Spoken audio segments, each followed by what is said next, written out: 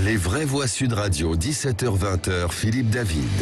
Retour des vraies voix avec Tom Conan, Lydia Guirousse et David Dégouille.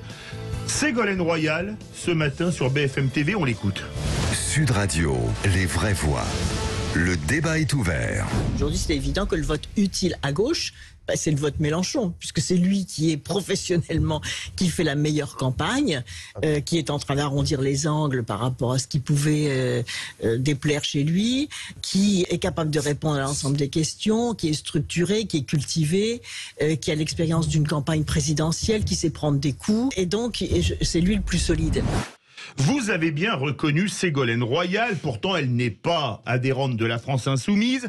Elle a été même candidate du Parti Socialiste à la présidentielle il y a 15 ans et elle affirme que le vote utile à gauche est Mélenchon. Alors peut-il capitaliser avec son avance à gauche dans les sondages? Il est le seul à passer le cap des 10% régulièrement, entre 10 et 11, loin devant Yannick Jadot aux alentours de 5, et ensuite Fabien Roussel, Anne Hidalgo et Christiane Taubira aux alentours de 2 à 3, 4%. Et va-t-il arriver à faire son trou au point de, par exemple, devenir vraiment le vote utile et finir d'effondrer le reste des candidatures de gauche? Comme l'affirme Ségolène Royal, Mélenchon est-il le vote utile à gauche? Vous êtes 49,1% à dire oui avec nous. René Frégosi, philosophe et politologue, auteur de Comment je n'ai pas fait carrière au PS, la social-démocratie empêchée, publié aux éditions Ballant. René Frégosi, bonsoir. Bonsoir. Quand on analyse le rolling IFOP fiducial pour Sud Radio, on se dit que si Mélenchon devient le vote utile vraiment à gauche, avec Pécresse qui est stable à 15% et Marine Le Pen et Éric Zemmour qui se partagent les votes à la droite de la droite, on pourrait pas avoir un second tour Macron-Mélenchon?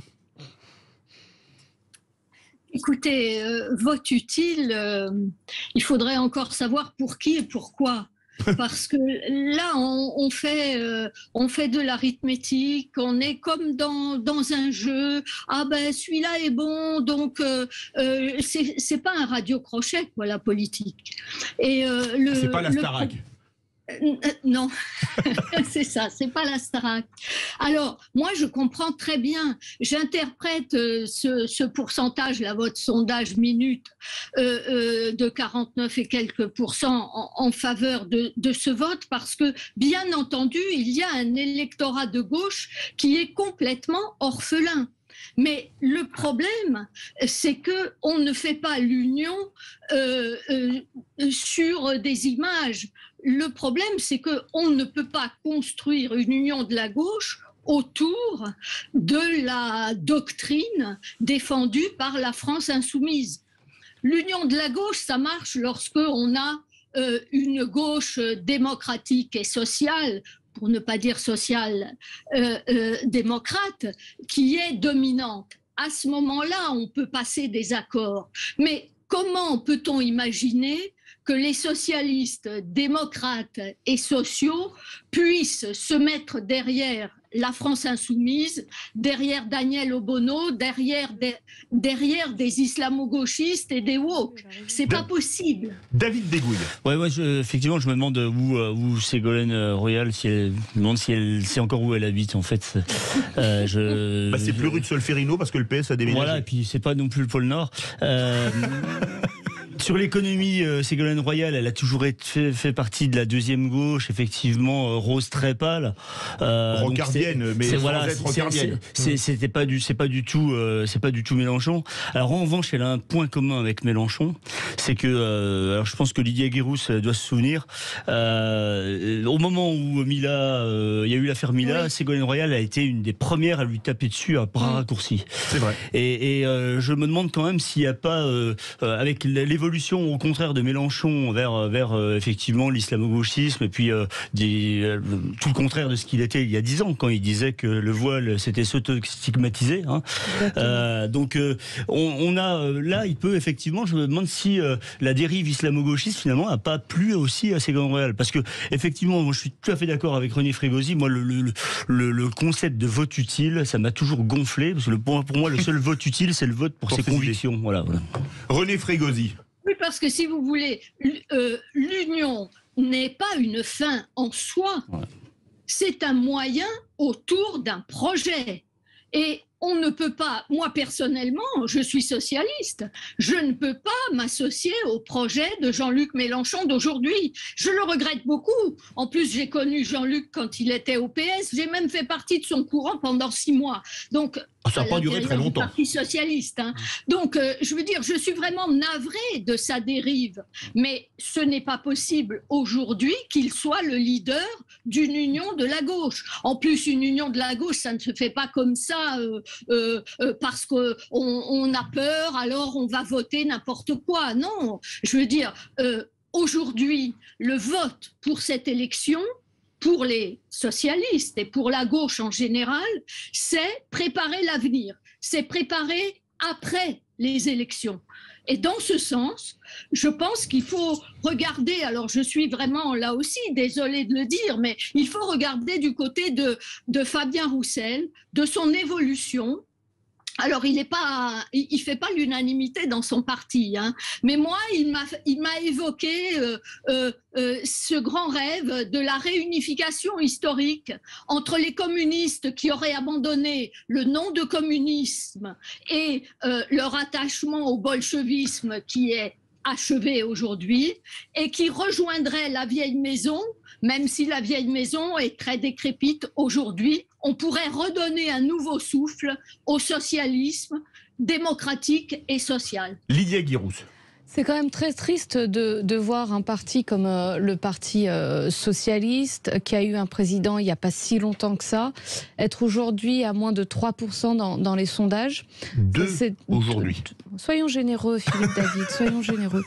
Ça, c'est le premier point. Le second, concernant Ségolène Royal et cet appel au vote utile en faveur de Jean-Luc Mélenchon, c'est la convergence des lâches face à l'islamisme. Hein. David Degoul, vous aviez tout à fait raison de rappeler l'attitude de Ségolène Royal, qui n'a absolument pas soutenu une jeune fille de 16 ans qui a été victime de menaces et qui vit sous protection aujourd'hui. C'était d'une lâcheté extraordinaire et impardonnable. Et on soutient, on embrasse Mila. Exactement, c'est absolument impardonnable, en tout cas à mes yeux.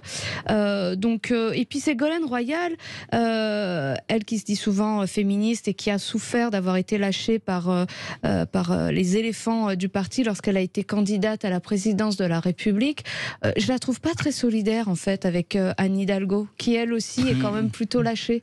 Je trouve qu'il n'y a pas beaucoup de sororité là pour le coup. Et donc ça, c'était un point que je voulais souligner. Et puis juste un petit rappel, il y a quelques temps, elle voulait être nommée et intégrer un gouvernement Macron. Il n'y a pas si longtemps que ça, elle voulait être sénatrice portée par le Parti socialiste. Est-ce que demain, on découvrira qu'elle a essayé de négocier une belle circonscription avec la France Insoumise? Parce qu'aujourd'hui, évidemment, avoir une circo avec le PS, ça vous garantit absolument pas d'être élue. Il y a 3 jours, elle n'excluait pas de soutenir Valérie Pécresse. Et elle a été très solidaire avec Valérie Pécresse. Elle a une sacrée colonne vertébrale quand même. Hein. Je crois que c'était René Frégosi.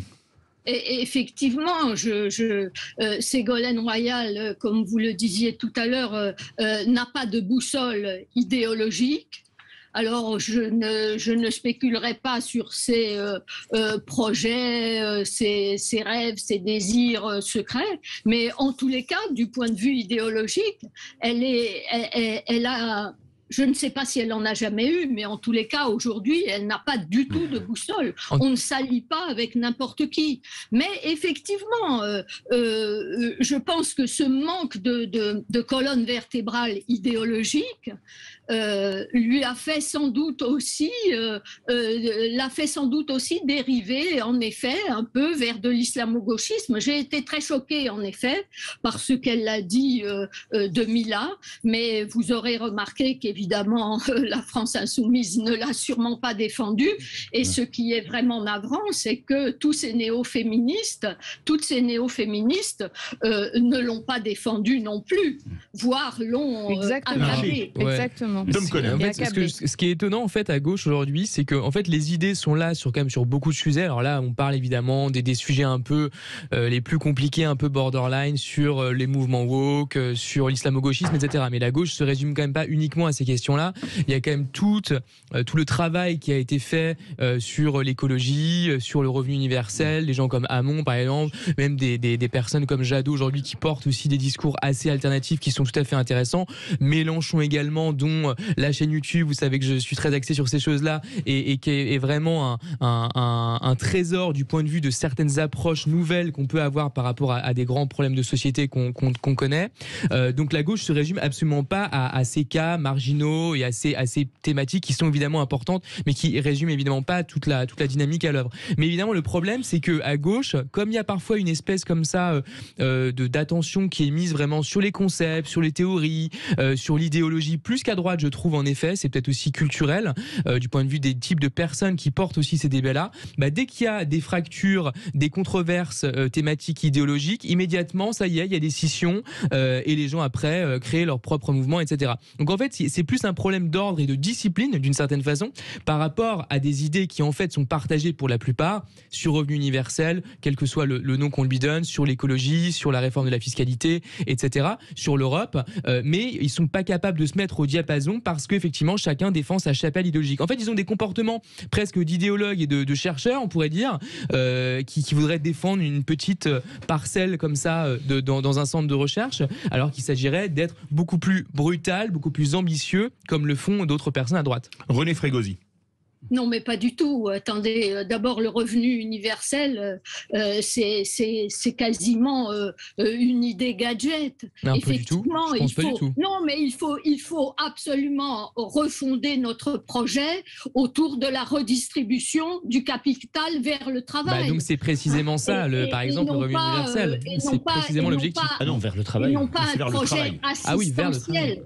Il faut revenir à une social-démocratie, mais qui soit rénovée, c'est-à-dire qui prenne en compte le capitalisme tel qu'il est aujourd'hui et trouver des moyens de redistribuer du revenu, du capital vers le travail. Les États ne peuvent pas se substituer à la redistribution directe du capital vers le travail. Donc, il faut, au lieu de se préoccuper de choses comme ça, médiatiques, d'idées neuves, il faut absolument des idées neuves, etc. Le capital, le travail, c'est des choses absolument essentielles, mais aussi, bien entendu, la laïcité, c'est pas une idée, vous voyez, hein, lorsqu'on a des femmes voilées partout, la défense de la liberté des femmes, c'est pas non plus une idée de chercheur dans son laboratoire ou dans son bureau.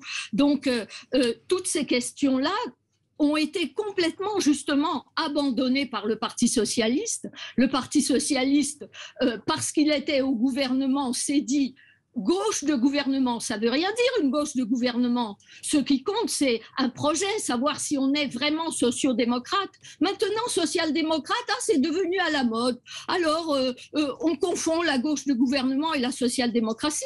Mais les socialistes français n'ont jamais été sociodémocrates. Ils ont toujours été François Hollande, par ces idées un peu révolutionnaires. Eh bien, René Frégosi, il faut en finir avec ça. René Frégosi, quand même, François Hollande, il n'a pas eu un gouvernement social-démocrate parce qu'il a fait une politique, on peut dire que la loi travail n'est absolument pas une loi c'est social-libéral, ça. Donc il n'était pas social-démocrate. Vous êtes d'accord avec ça? Il était social-libéral et pas social-démocrate? Social, je sais pas trop. Ouais, il était même pardon, mais voilà, encore une fois, des idées qui ont été portées par Hamon par le passé, ou par des gens comme Jadot aujourd'hui, ou même Mélenchon, même s'il est plutôt effectivement a priori hostile, comme le revenu universel sous d'autres formes, qui est d'ailleurs porté par beaucoup de gens, y compris même à droite. Rappelez-vous, je crois qu'il y avait deux villes. C'est une idée de droite.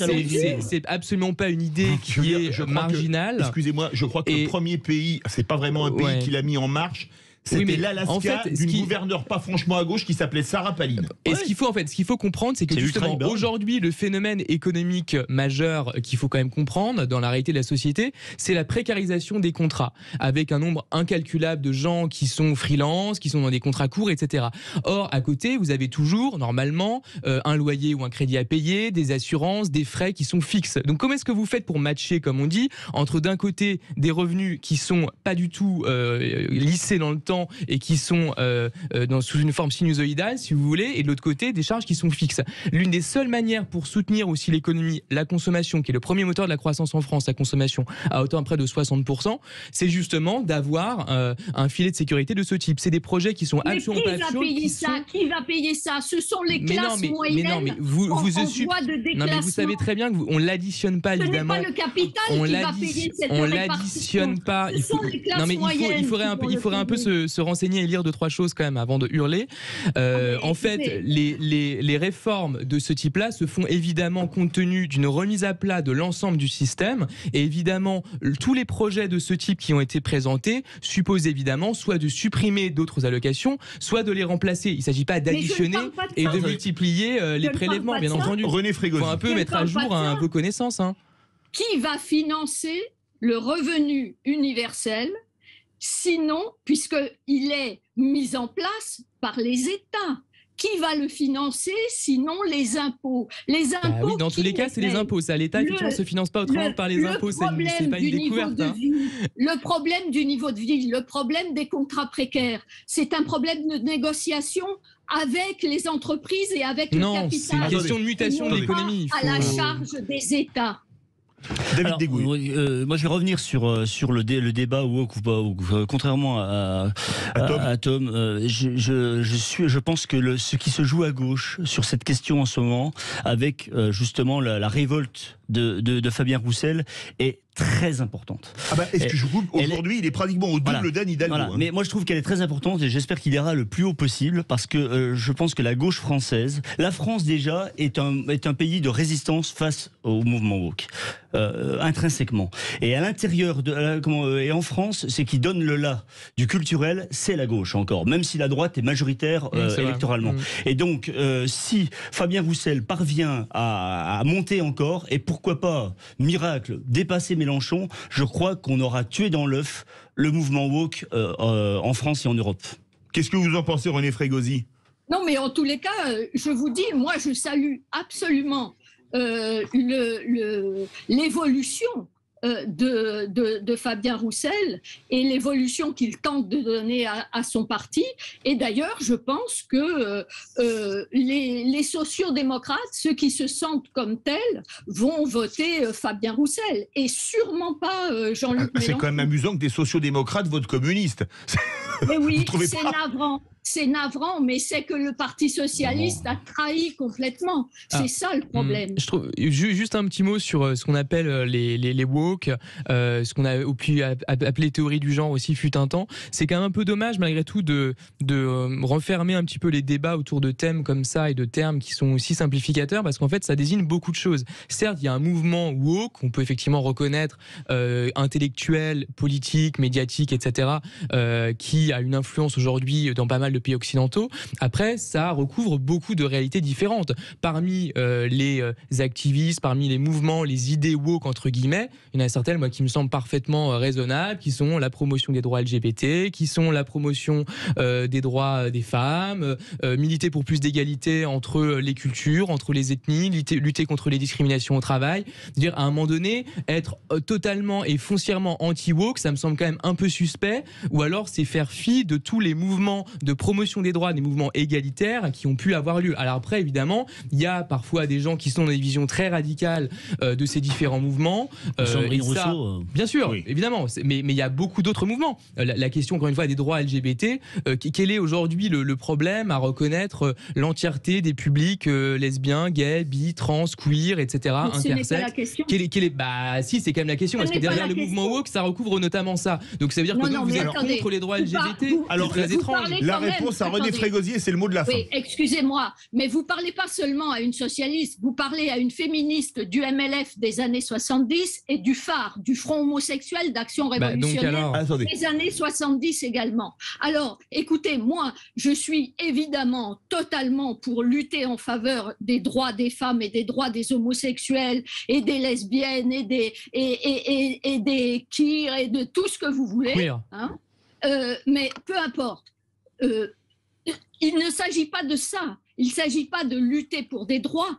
Il s'agit d'une idéologie qui consiste à faire culpabiliser les Occidentaux, les Blancs et à leur faire demander pardon et à les faire se flageller. Non, c'est pas que ça du tout. C'est très simplifié, très caricatural. C'est une nouvelle religion séculière. Et ça, on n'en veut pas, nous Alors, les laïcs. Je vais vous poser une question, René Frégosi, pour une réponse très courte. Ça vient de tomber. Christiane Taubira n'a que 86 parrainages et on est à 2 semaines de la fin. Le lectorat de Taubira, il irait plutôt sur Mélenchon, à votre avis, sur Hidalgo, sur Jadot ou sur Roussel? Très court. Je pense qu'il va se partager. Et peut-être même sur Macron. Mais on partage pas grand-chose. Hein. Oui, là, c'est sûr qu'on partage 3% ou 3,5%. C'est vrai que c'est pas énorme. Merci beaucoup, René Frégosi, philosophe et politologue, auteur de Comment je n'ai pas fait carrière au PS, la social-démocratie empêchée, publié chez Ballon. Verdict sur Twitter, ça s'est renversé. Comme l'affirme Ségolène Royal, Mélenchon est-il le vote utile à gauche? Vous êtes 50,9% à dire oui. Désormais, on était à 49,1, maintenant on est à 50,9. Vous aimez le rhum, les vraies voix? Ah oui, beaucoup. Et bien justement, on va parler d'un rhum très original, on va voir le meilleur rhum indépendant du monde, il est français. Il est français, il est du côté de Mougins, c'est dans quelques instants.